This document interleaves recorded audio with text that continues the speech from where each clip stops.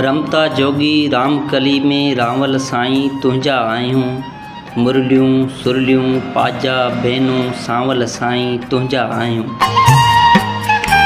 ही ख़ूबसूरत नात ख़ूबसूरत शाइर हसन दर्स जी आहे, जेका असांखे चूंड करे साहिल हमदर्द मोकिली आहे। इहा तव्हां ताईं पेश कयूं था ख़ूबसूरत नात। उन खां अॻु में असांजे चैनल खे सब्सक्राइब कंदा हलो त जीअं बहितर खां बहितर शाइरी असां तव्हां ताईं पहुचाईंदा हलूं। तव्हां पंहिंजी शाइरी या पंहिंजे कंहिं दोस्त जी बि असांखे चूंड करे ॾियारे मोकिलियो त उहा बि तव्हांजी असां पंहिंजे चैनल ते शामिलु कंदा रहूं।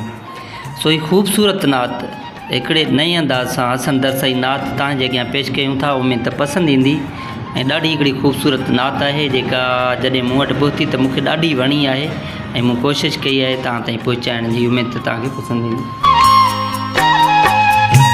रमता जोगी राम कली में रावल साईं तुंहिंजा आहियूं। रमता जोगी राम कली में रावल साईं तुंहिंजा आहियूं। मुरलियूं सुरलियूं बाजा बैनूं सांवल साईं तुंहिंजा आहियूं।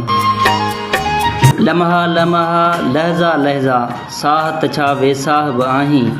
लम्हा लम्हा लहज़ा लहज़ा साहत छा वेसाह बि आहीं।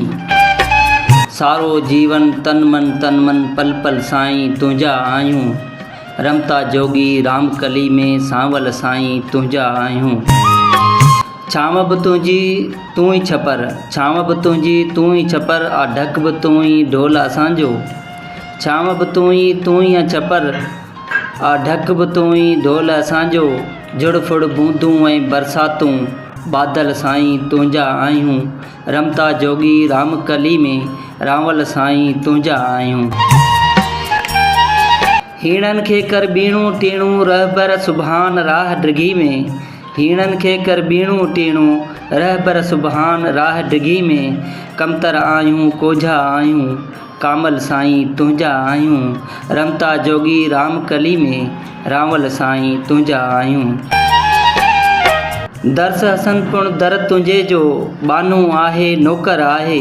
दर्स हसन पुण दर तुंहिंजे जो बानू आहे नौकर आहे। सिंध समूरी तोतां सदके मुरसल साईं तुंहिंजा आहियूं। रमता जोगी राम कली में रावल साईं तुंहिंजा आहियूं। मुरलियूं सुरलियूं बाजा बैनूं सांवल साईं तुंहिंजा आहियूं।